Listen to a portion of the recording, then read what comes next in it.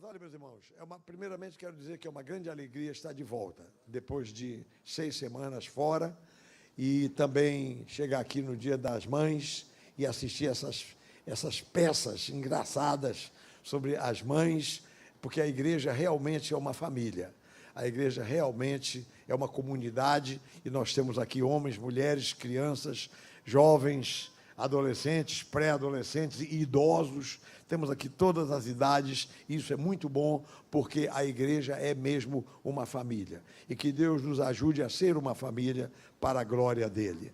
Amém? Glória a Deus. Irmãos, olha, nesta viagem que eu fiz, tudo foi bênção. Tudo foi bênção.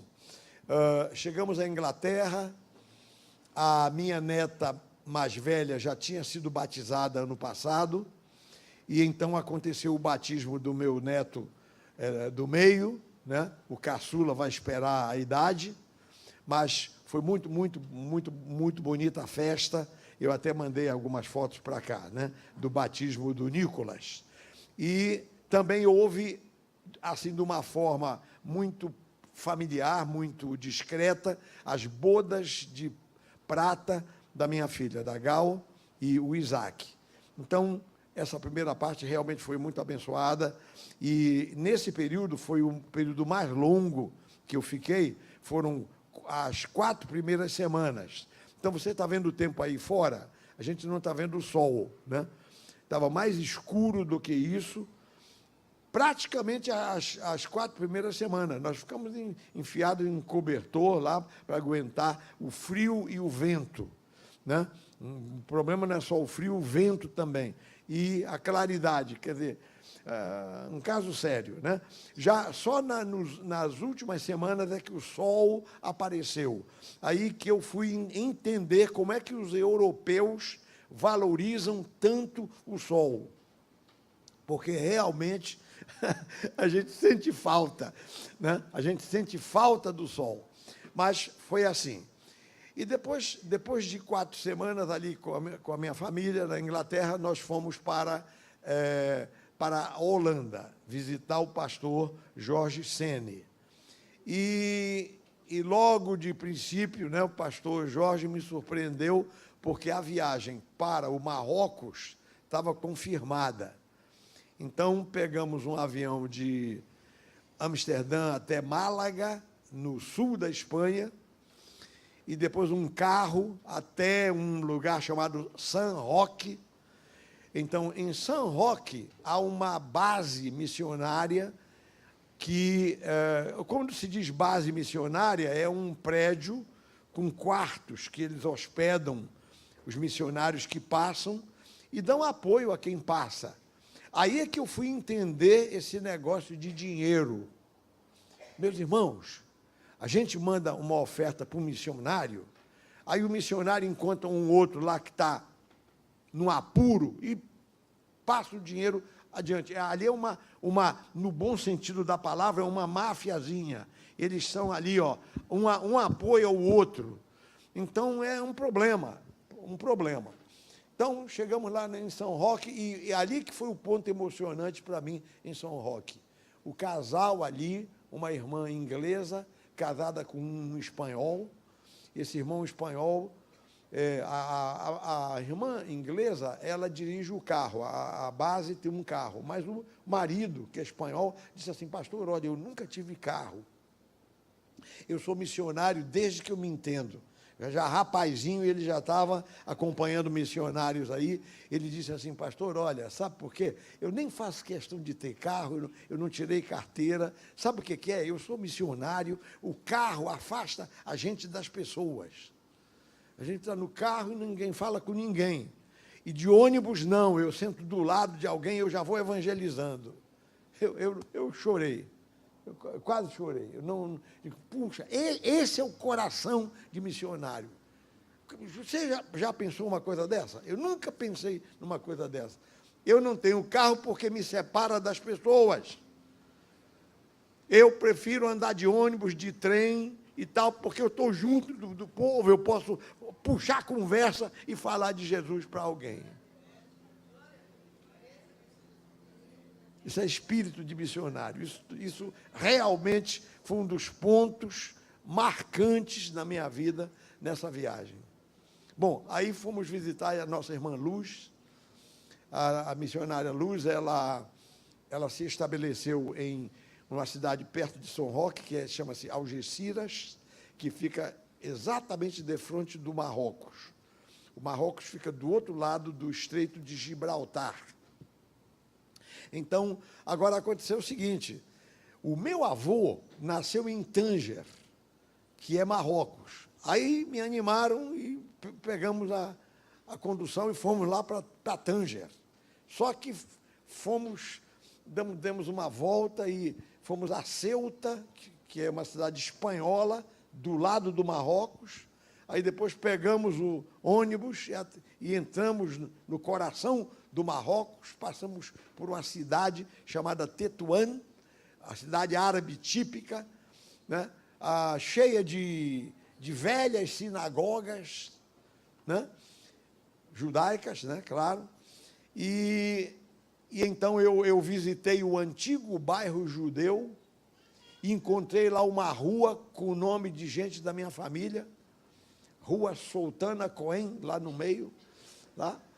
Aí, pronto, aí fomos na direção de Tânger, só que Tânger, num certo sentido, foi uma decepção, porque Tânger, eu pensei que era uma cidade árabe, nada, é uma cidade moderníssima como outra qualquer, 1 milhão de habitantes, uma agitação, porto de mar, gente de tudo quanto é nacionalidade lá.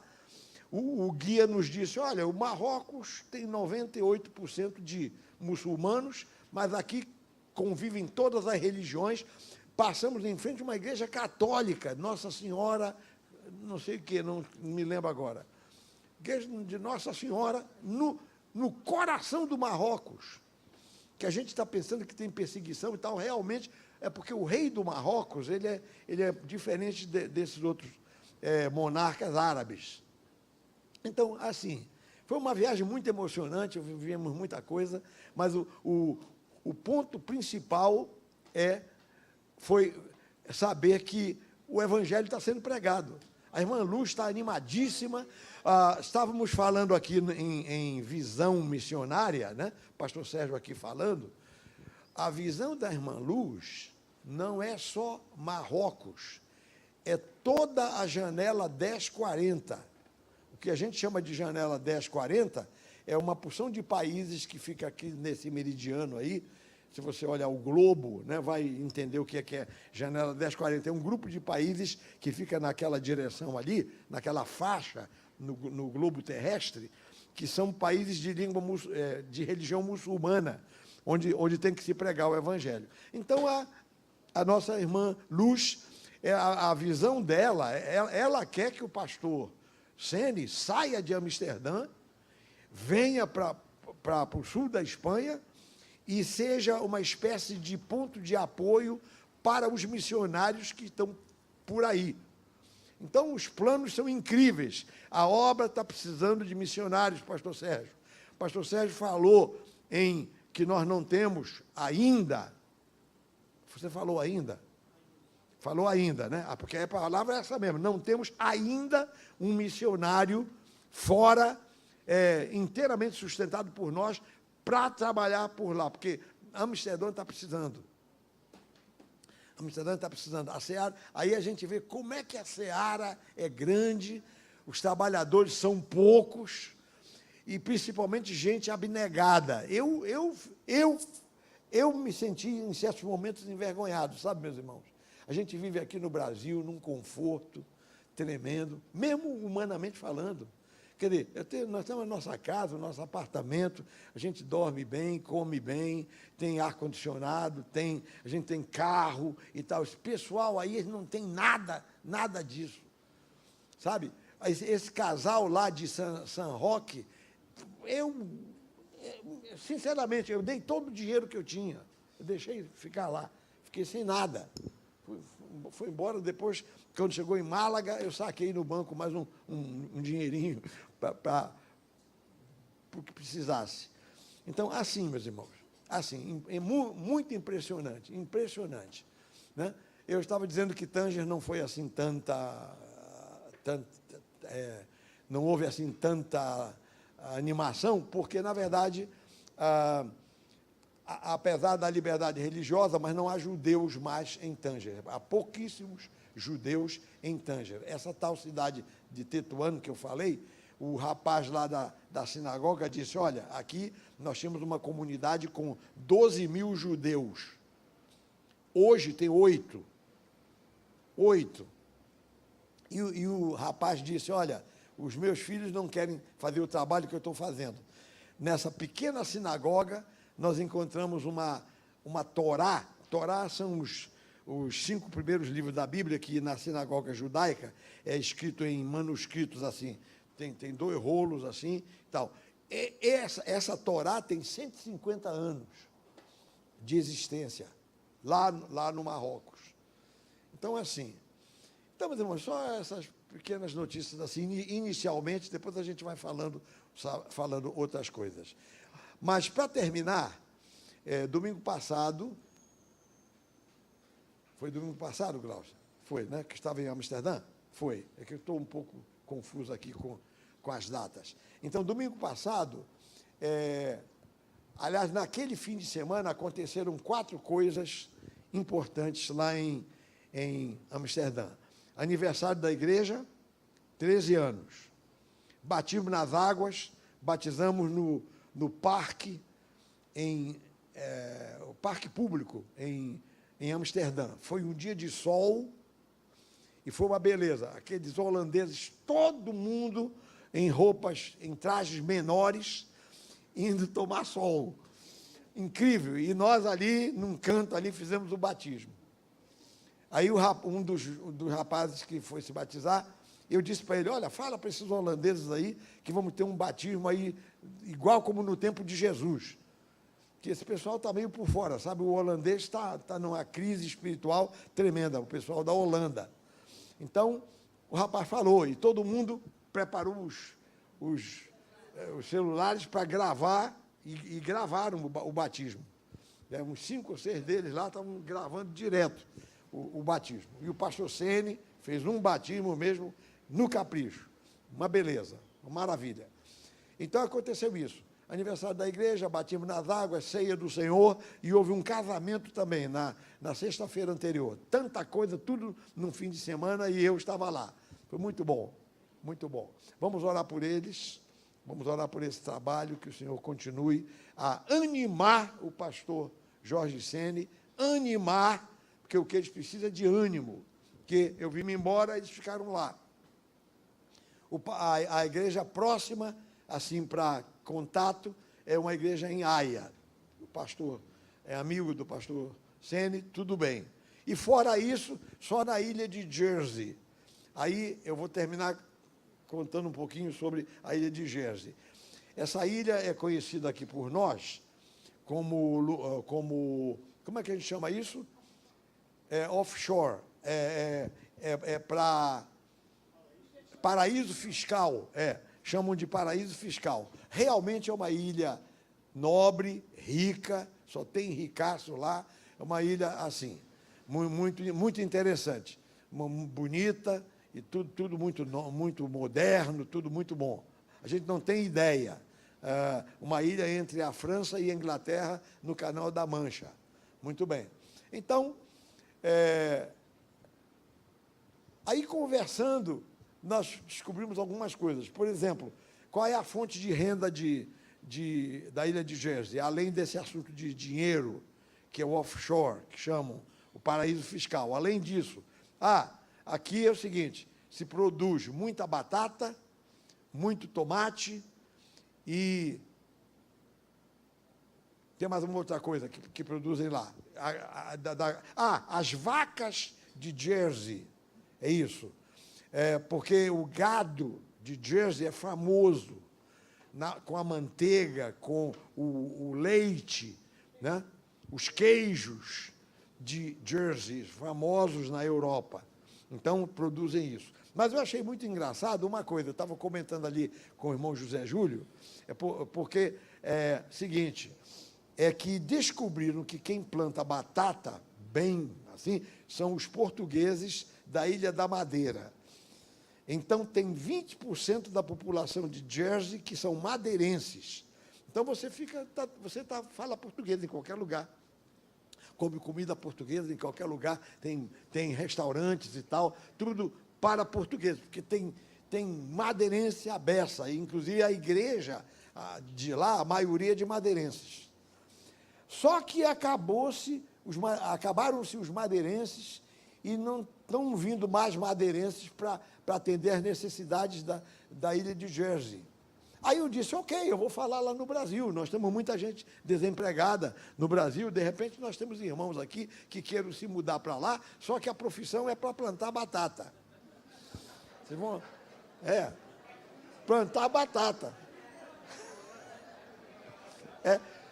Plantadores de batatas. A gente diz assim, vai plantar batata, né? Pois é, então está aí a proposta. Muito bem, é isso aí, meus irmãos, Deus seja louvado, glória a Deus. Olha, em toda parte nós temos pessoas servindo ao Senhor de coração, e aqui no Rio de Janeiro nós estamos servindo ao Senhor também com todo o nosso coração, e eu louvo a Deus pelas iniciativas aqui do pastor Sérgio, que ele tem colocado temáticas importantes para a nossa igreja, para o crescimento da nossa igreja. Antes de nós entrarmos nesse tema aqui, eu queria só ter uma palavra de oração. Vamos orar, meus irmãos? Vamos orar? Vamos orar. Pai amado, depois destas notícias todas, esses assuntos todos que eu falei aqui, eu peço, Senhor, que Tu fales conosco agora, através da Tua palavra e através desta temática que nós vamos considerar. Louvado seja o Teu nome, Senhor, por tudo que Tu tens feito e por tudo que Tu vais fazer aqui na nossa igreja. Oramos com fé, Te louvamos e Te agradecemos, em nome de Jesus. E todo o povo do Senhor diga amém e amém. Pronto. O tema nesta manhã é o propósito número 5, que intitulado, Você foi feito para uma missão. Esse é o tópico de hoje, encerrando, inclusive, estes 40 dias de propósito, né, pastor Sérgio? Né? Encerrando essa etapa aí. Você foi feito para uma missão. Eu queria comentar duas coisas inicialmente. Primeiro, esse título aí, Você foi feito para uma missão. Então, o que acontece é o seguinte, nós geralmente dizemos assim, Deus nos escolheu. E é verdade, Deus nos escolheu. A gente diz, Deus nos chamou para um propósito. Está certo, Deus nos escolheu, Deus nos chamou. Mas essas palavras ainda são fracas. Essa que diz aqui, você foi feito. Não é só que Deus te chamou. Não é que Deus escolheu você, ou alguma coisa assim. Não é só isso. Você foi feito para uma missão. Veja o que diz aqui, Êxodo 19. Vamos ler. Olha só, Êxodo 19, versículos 5 e 6.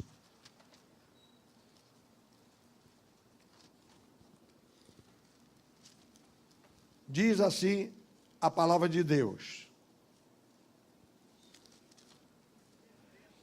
Agora, pois, isso aqui é Deus falando ao povo de Israel, depois que o povo saiu do Egito. Então, Deus diz assim, agora, pois, se diligentemente ouvirdes a minha voz, e guardardes a minha aliança, então sereis o quê? A minha propriedade particular dentre todos os povos, porque toda a terra é minha. Vós me sereis reino de sacerdotes e nação santa. Olha, veja só, dizer assim, Deus me chamou, mas isso é fraco. Deus me escolheu, também, está certo, só que isso ainda é fraco. Agora dizer assim, você vai ser, ou você é, Como diz ali, como diz o título dessa temática, né? Você foi feito para uma missão. Deus te fez para uma missão. Não é só que Deus te chamou, ou Deus te preparou, ou Deus te escolheu. Não, você foi feito. Antes da fundação do mundo, meu irmão, minha irmã, Deus sabia de nós, sobre nós. Quando nós nascemos, quando Deus nos colocou no ventre da nossa mãe, Deus já nos marcou para esta hora que nós estamos aqui. Nós fomos feitos, né, para essa missão. Então, Deus aqui fala ao povo de Israel: vós me sereis reino de sacerdotes e nação santa. Vós sereis a minha propriedade peculiar dentre todos os povos. Então, isso me chama muita atenção. E essa frase é repetida no Novo Testamento. Veja aqui em 1 Pedro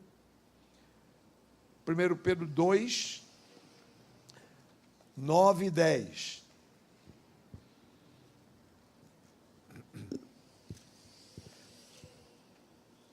Primeiro Pedro 2, versículos 9 e 10. Olha o que diz aqui a palavra. Vós, porém, sois raça eleita. Quem pode dizer amém?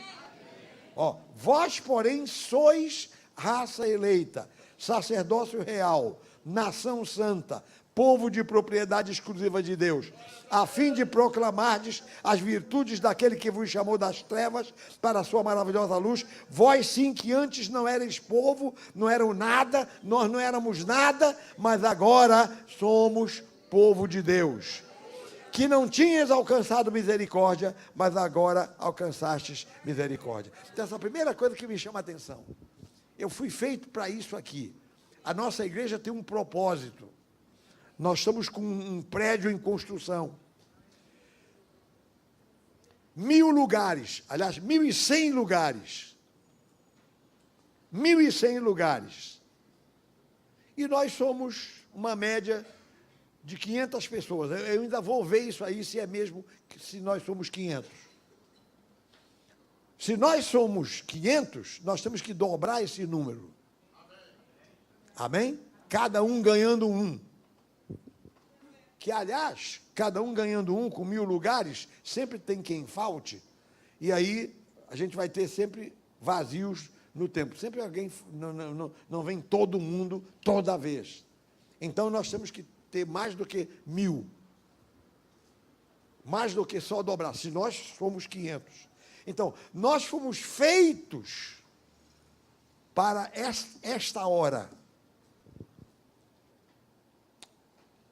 E a outra coisa que me chama a atenção aqui, nesse estudo que está sendo feito, é o número 5.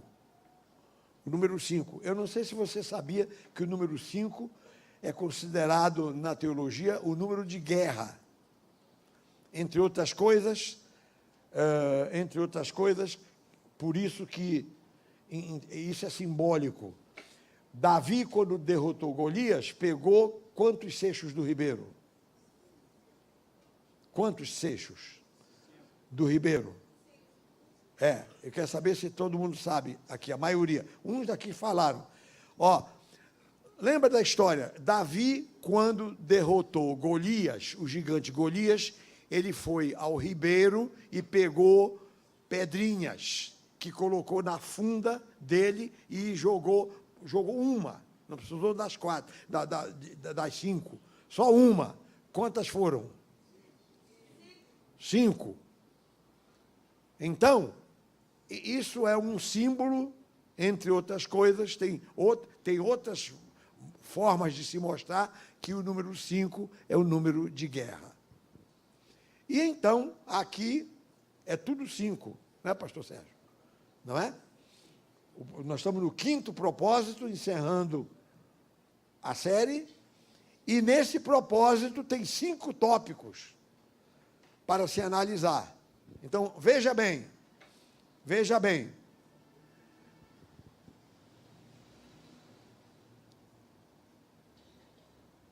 O que é que nós temos que fazer agora? utilizando esse simbolismo. Nós anotamos, o autor desse estudo assinalou 5 coisas que nós temos que ser, porque nós fomos feitos para esta hora. Então, nós temos que fazer 5 coisas. Primeira coisa que nós temos que fazer é aceitar o fato. Aceitar o fato, quer dizer, a missão. Reconhecer isso. Não só reconhecer, mas aceitar que nós somos destinados para esta tarefa. O irmão, a irmã, você que está me ouvindo agora, a nossa igreja aqui de Del Castilho tem que aceitar esse fato. Nós fomos colocados por Deus para atender a esta hora. Você está aqui nesta igreja, não por acaso, você está aqui de propósito para esta hora. Então, olha o que diz aqui a palavra de Deus. João, capítulo 20, versículo 21. Vamos ler esse texto aqui. João 20, 21, o que é que diz a palavra de Deus? O Senhor Jesus fala aos seus discípulos e ele fala para nós também. Ele diz assim: paz seja convosco. Assim como o Pai me enviou, eu também vos envio. Então, Jesus, quando desceu do céu para cumprir a missão dele, ele não estava ali por acaso, ele foi enviado de propósito. Então, da mesma forma, ele diz, olha, assim como o Pai me enviou, eu também vos envio. Então, a missão é ampla, há muita coisa para fazer, mas, no nosso caso aqui em Del Castilho, nós temos um propósito também, que eu vou passar para os meus irmãos no decurso desta meditação. Então, olha só, ele diz, assim como o Pai me enviou, eu também vos envio. Agora, esse, portanto, é um dos seixos do Ribeiro.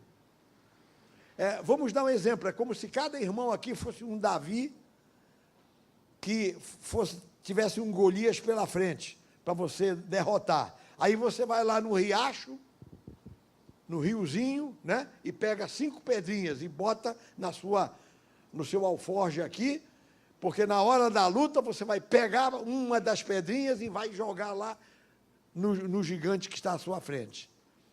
No caso de Davi, o Golias. Então, a primeira pedrinha é essa. No nosso caso aqui, nós temos que aceitar o fato de que somos chamados e de que fomos feitos para este momento. A segunda pedrinha é a qualidade da nossa mensagem. Olha o que diz a palavra, 2 Coríntios, capítulo 2 e versículo 17.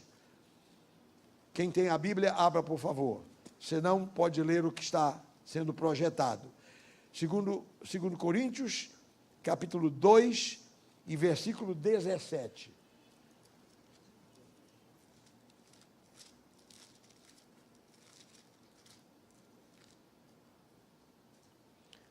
Paulo diz assim, porque nós não estamos como tantos outros mercadejando a palavra de Deus. Antes, em Cristo, é que falamos na presença de Deus com sinceridade e da parte do próprio Deus. Então, nós temos procurado pregar a mensagem correta, a mensagem certa, a mensagem de Deus, a mensagem do Evangelho. Os irmãos que estão conosco aqui há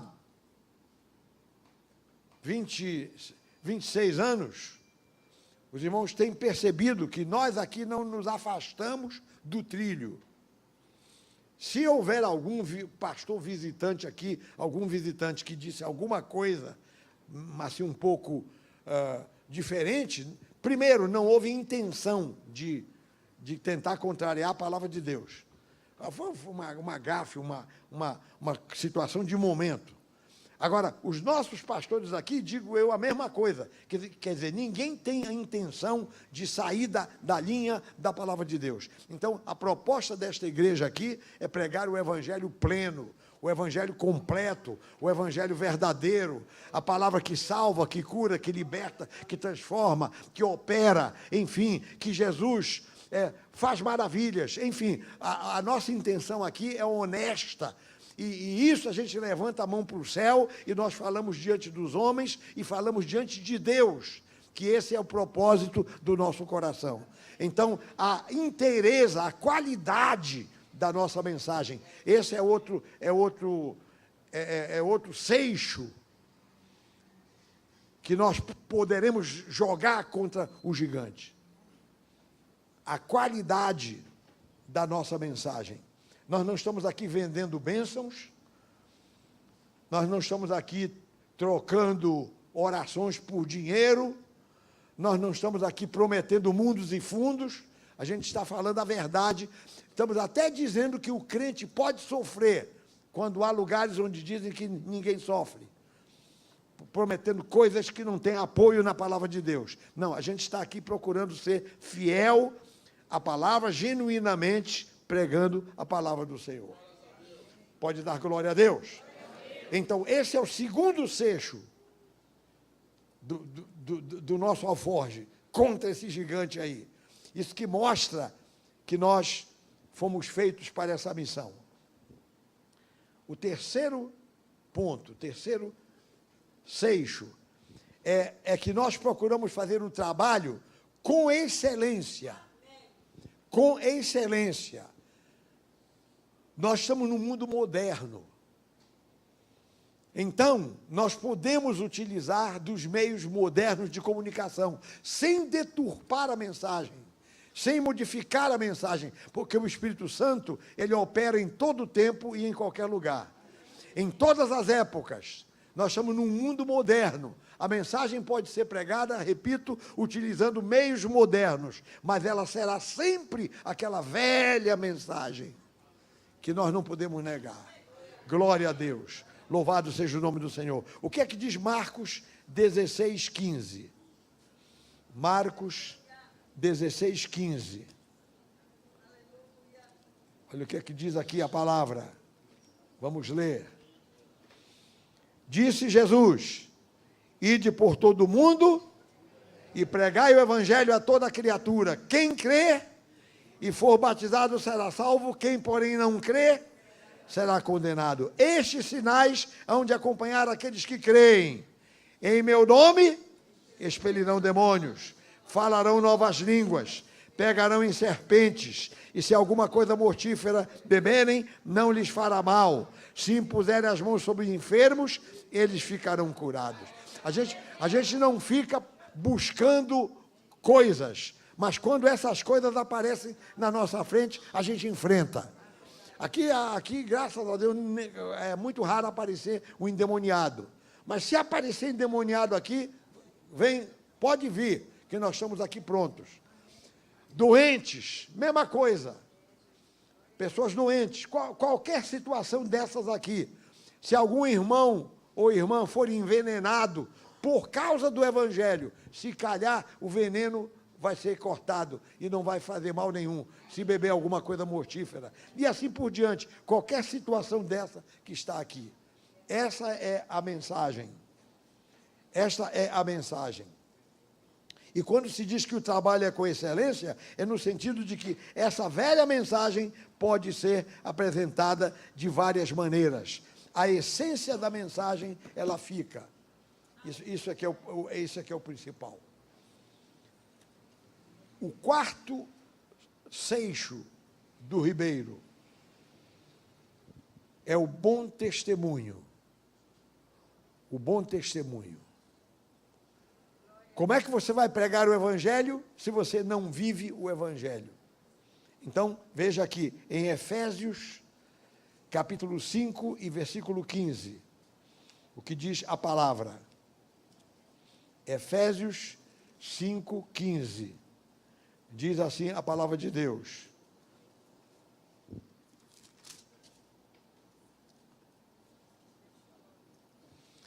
Portanto, vede prudentemente como andais, não como nécios, e sim como sábios, remindo o tempo, porque os dias são maus. Remindo o tempo quer dizer, usando o tempo adequadamente, usando o tempo corretamente, né? Porque os dias são maus. Então ele diz, vede prudentemente como andais. Como é que é o nosso testemunho diante das pessoas aí fora? Será que vão dizer de nós, olha, esse aí é um servo de Deus, essa aí é uma mulher de Deus? Será que dizem isso de nós? O que é que a vizinhança daqui da igreja fala a nosso respeito? Pastor Sérgio, uma das coisas que eu tenho verificado é o seguinte, muitas vezes a vizinhança da igreja é inimiga da igreja. Agora eu fui descobrir por quê em alguns casos. Sabe o que é? Botar o alto-falante para fora e tudo que se passa no culto fica ali buzinando na sala do vizinho. O vizinho odeia a igreja, detesta a igreja, porque a igreja não deixa ele dormir. Igreja que faz sempre vigílias e não deixa a vizinhança dormir. Os nossos vizinhos gostam da gente? Os vizinhos aqui? A nossa igreja não incomoda ninguém, nesse sentido. Né? Pelo menos aqui do lado, esses vizinhos daqui gostam da gente. Né? O do lado de cá, também.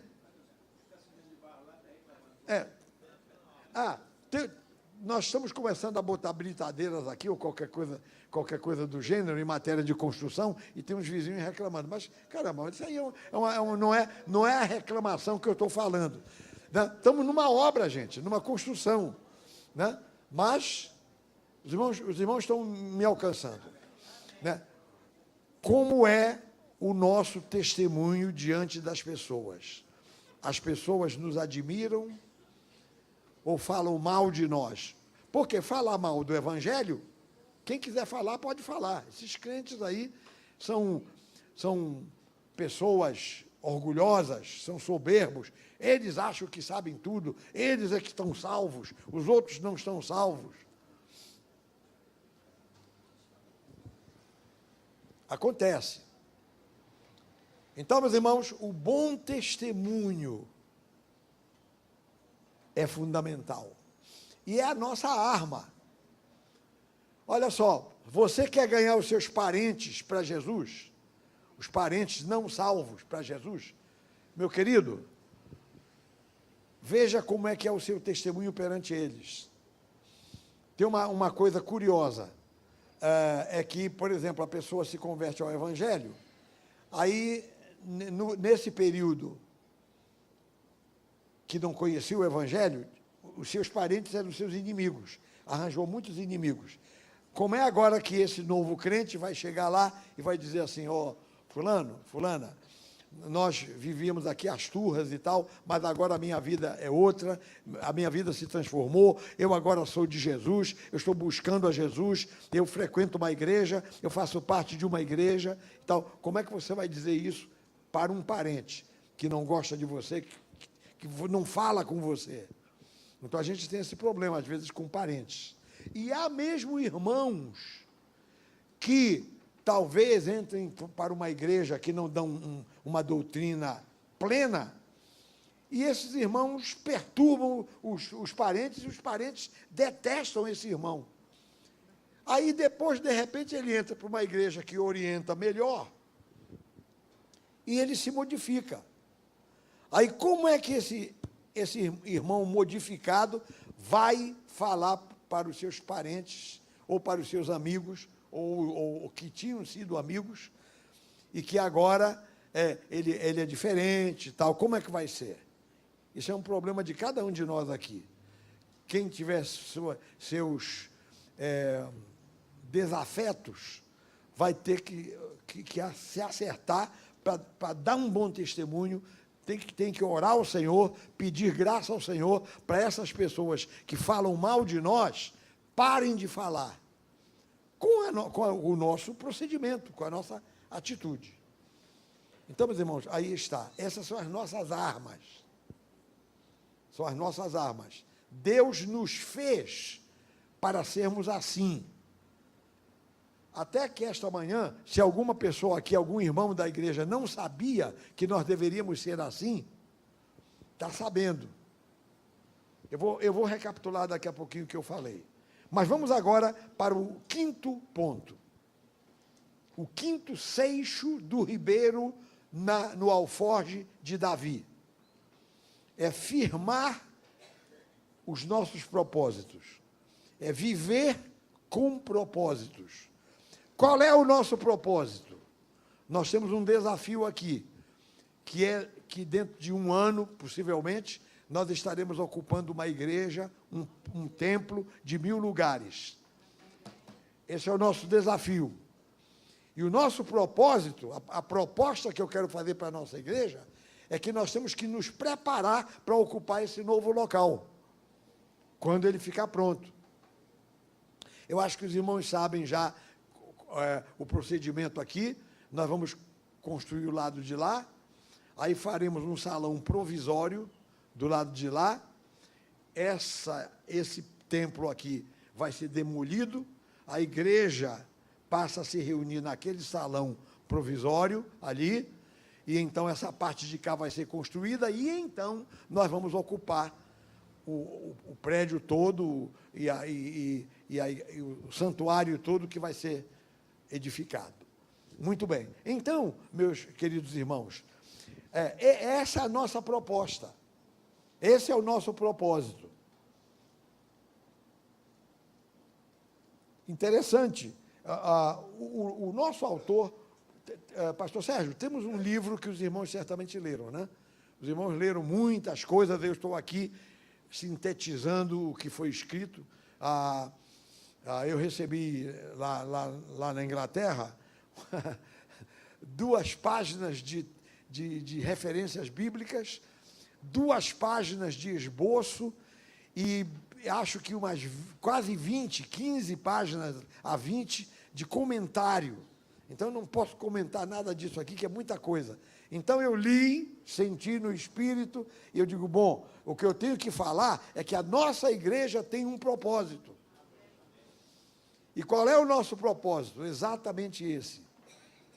Nós temos um prédio em construção, temos um templo de 1000 lugares à nossa espera, nós somos em torno de 500 pessoas aqui, e lá o futuro prédio tem previsto para 1.100 assentos.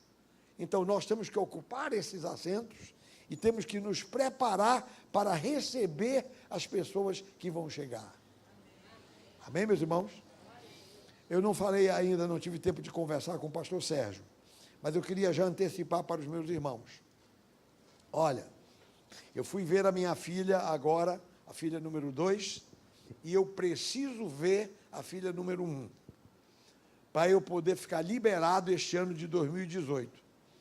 Aí, ao mesmo tempo, um pastor lá da África do Sul vai entrar de férias. Você já entendeu? Vai entrar, aliás, não é só férias. A esposa dele adoeceu, veio se tratar, é brasileiro, veio se tratar aqui em São Paulo, aqui com a família deles, aqui, e ele vai entrar de férias para descansar e vem buscar a esposa aqui no Brasil, e vem visitar aqui os familiares, etc. E me pediu para substituí-lo. Então, eu vou ficar o mês de julho, pastor Sérgio, finzinho de junho eu viajo, fico julho fora e volto no princípio de agosto. Nesse período, eu estou aqui com os meus irmãos, até essa viagem, essa próxima viagem. Nós estamos aqui em meados de maio. Então, maio, junho, quer dizer, tem um mês e um pouquinho, estaremos juntos aqui, mexendo com algumas coisas. Agora, quando eu voltar em agosto, eu espero, vamos orar pelo pastor Leonardo, que o Senhor esforce as mãos do pastor Leonardo e desse pessoal que está construindo aí, porque dinheiro não está faltando. Não está faltando. O que está faltando é a obra andar. Isso é que está faltando aí. Tem alguma coisa aí que a obra tem que andar. Nós estamos há quase 6 meses. E o rendimento, sabe? Eu considero uma obra dessa para começar igual como lança-se um foguete para a Lua, né? Para o foguete sair da atmosfera da Terra e alcançar o espaço, é aquela guerra, aquela luta. Iniciar uma construção não é fácil, é isso, é aquilo, é detalhe e tal. Quando nós formos fazer o lado de cá, vai ser rápido, porque já está tudo, os detalhes todos a gente sabe como é que é, e aí já está tudo pronto e vai ser mais rápido, espero eu. Mas então, meus irmãos, é assim, eu queria antecipar isso para os meus irmãos, eu estarei fora em julho. Agora, em agosto, nós vamos precisar nos organizar, meus irmãos. Nos organizar melhor. Eu vou desenhar eu tenho estado em oração e em meditação sobre a nossa igreja. Eu participei de uma conferência sobre igrejas. Estava se conversando sobre os vários tipos de igrejas e o que se faz em igrejas e tudo mais. E uma das coisas que foi falado foi o seguinte, e eu não sei se eu comentei isso com o pastor Sérgio, é que as nossas igrejas, prestem bem atenção, as nossas igrejas são uma multidão de gente desorganizada. As nossas igrejas, nós temos um povo, temos uma multidão. Aí todo mundo vem para o culto, mas não tem organização nenhuma. Então, a conclusão que se chega é o seguinte, a igreja tem que ser melhor organizada, para que possa produzir melhor. E essa organização de pequenos grupos está na base. Está na base, a base é essa. Todas as igrejas modernas estão se estruturando ao estilo de pequenos grupos. Então, quando eu retornar dessa viagem à África do Sul, que eu vou aproveitar, vou ajudar esse pastor, mas eu vamos visitar a nossa filha. Número 1, aí acaba essa responsabilidade familiar. Aí, daí para frente, até dezembro, janeiro, estamos aqui no Brasil. Estaremos aqui no Brasil. Bom, então, a partir, portanto, do regresso dessa viagem, nós vamos sentar aqui, como nós estamos agora, e vamos conversar a respeito de como vamos nos organizar para ocupar o futuro templo e, enfim, como é que vamos nos organizar para receber as pessoas que vão entrar aqui para a igreja. Pessoas que vão se converter ou pessoas que vão ser transferidas para cá. Então, meus irmãos, é assim. Que Deus nos ajude. O que eu queria que fizéssemos agora é uma oração. Vamos orar ao Senhor. Eu queria terminar pedindo um ato de disponibilidade dos irmãos. Pode sentar um pouquinho, depois a gente só fique sentado, só um instantinho. Eu queria pedir aos irmãos uma demonstração da sua boa vontade com relação à obra que nós estamos realizando aqui na nossa igreja. Uma demonstração que eu queria. Eu me lembro que o salmista Davi, orando a Deus, ele diz assim, ele ora ao Senhor, e ele diz, Senhor, dá-me um sinal do teu favor. O que é que Davi estava querendo? Que Deus fizesse alguma coisa, Deus, que revelasse que ele, Deus, estava interessado, estava agradado de Davi, que queria abençoar a Davi. Então ele disse, Senhor, dá-me um sinal do teu favor. Eu vou fazer a mesma coisa com a nossa igreja aqui em Del Castilho. Meus irmãos, deem-me um sinal que vocês não estão aqui só para assistir o culto e ir embora para casa. Vocês querem assumir a sua missão. Assumir, porque Deus fez os irmãos, Ele os fez para um trabalho, para uma missão, para uma tarefa. Então eu quero lhes pedir, deem-me um sinal. E eu quero agora lhes dizer qual é o sinal que os irmãos poderiam dar para Deus. Não vou dizer que é para mim, necessariamente. Deem-me um sinal. Sim, eu quero ver esse sinal. Mas o sinal é para o Senhor. Senhor, nós vamos fazer isso aqui para demonstrar ao Senhor que nós estamos interessados. Eu não gostaria de ter na nossa igreja membros inativos. Gostaria que todos os membros fossem ativos. Fale para quem está do seu lado. Diga assim, gostaríamos que todos os membros fossem ativos. Diga tudo isso. E não inativos. Eu vou lhes pedir um sinal. Sabe qual é o sinal?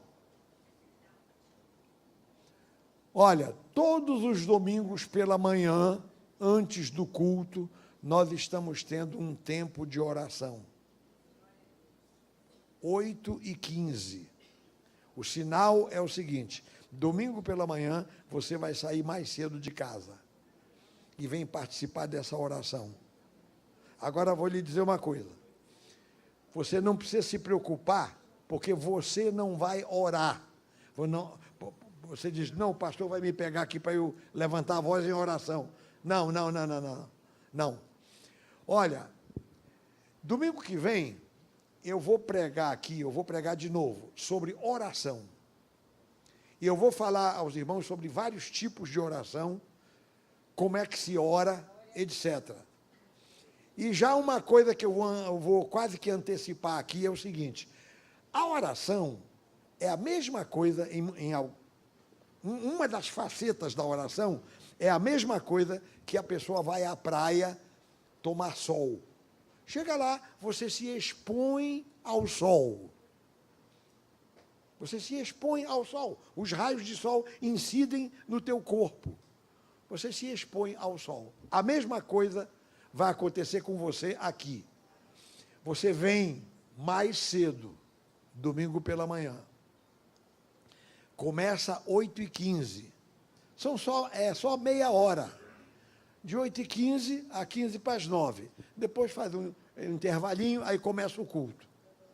Agora, você vai, igual como quem vai à praia e se expõe ao sol. Você não tem que se ajoelhar, não precisa ajoelhar. Se você quiser ajoelhar, você ajoelha. O Espírito Santo te impele, você ajoelha. Né? De repente, eu estou dizendo que você não vai orar. Nós temos pessoas que vão orar. Tem uma turma aqui que quer orar. A gente vai botar esses para orar. Os outros ficam aqui, na presença do Senhor. Percebeu? Está entendendo? Então você vem mais cedo, dê um sinal do seu interesse por essa igreja, pelo progresso dessa igreja, porque sem oração a gente não vence, meus irmãos. Sem oração não vence mesmo. Que você quer enterrar a nossa igreja, ninguém ore. Sabe por que a nossa igreja está de pé? Porque eu oro, os pastores oram, e nós temos uma turma aqui que ora, para o Senhor manter essa igreja em pé.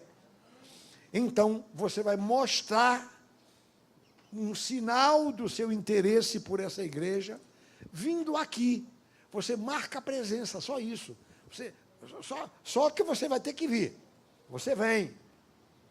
Não é não vir, não, é vir. É ficar aqui. É como quem está se expondo ao sol de Deus. E deixa que tem quem ore. Meia hora passa rápido. Você chega aqui e diz, Senhor, no máximo, se quiser dizer, olha, o pastor O pastor está nos pedindo um sinal e eu estou interessado por essa igreja. Eu quero a bênção de Deus sobre essa igreja. E se o pastor está me pedindo aqui só a minha presença aqui, pronto, eu estou aqui, estou marcando presença. Agora, eu tenho certeza que com a continuação, porque isso aqui não é domingo que vem, é todos os domingos daqui para frente. Todos os domingos daqui para frente. Em vez de você chegar para as 9 horas, você chega para 8h15. Chega 8, 8h05, 8h10, você já está chegando aqui. E 8h30 a gente começa a oração. E deixa que tem gente que ora aqui. Gente que vai orar, não tem problema. Mas você fica aí. Aí o que é que vai acontecer? Deus vai começar a te abençoar. Daqui a pouco você toma gosto pela oração. Daqui a pouco você vai pedir para você orar. Entendeu? Muito interessante. Daqui a pouco, enfim, entendeu? Deus vai agir na sua vida, vai abençoar a nossa igreja, Deus vai dar um crescimento à nossa igreja. Esse é o sinal que eu estou pedindo para você. Amém? Senhor, mostra-nos um sinal do teu favor. Eu estou pedindo à nossa igreja, dê para mim um sinal que vocês estão interessados por essa igreja. Então venha mais cedo, domingo pela manhã, todos os domingos pela manhã, né? Todos os domingos pela manhã, daqui para frente, até a inauguração da igreja, quando ela ficar pronta. Então estaremos aqui em oração. Repito, você não tem que orar, né?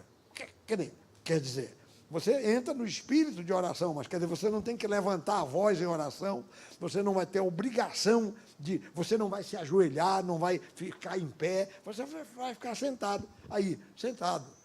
Os outros estão orando e você vai ser abençoado. Amém, meus irmãos? Amém? O horário da oração, 8h15. 8h15. Até 15 para as 9. Um quarto de hora, quer dizer, o segundo quarto de hora depois das 8 e o terceiro quarto de hora antes das 9. Né? Então, vamos ter esse tempo na presença do Senhor. Isso vai ser maravilhoso. Será um sinal que nós damos a Deus. Não é que Deus vai dar um sinal para nós, é nós que vamos dar um sinal a Deus. Senhor, eu estou interessado. O pastor da igreja está pedindo que a gente chegue cedo para a oração, mesmo que a gente só vá assistir, vamos ficar lá olhando, mas os outros que oram vão orar. Amém? Glória a Deus. Fiquemos em pé, meus irmãos.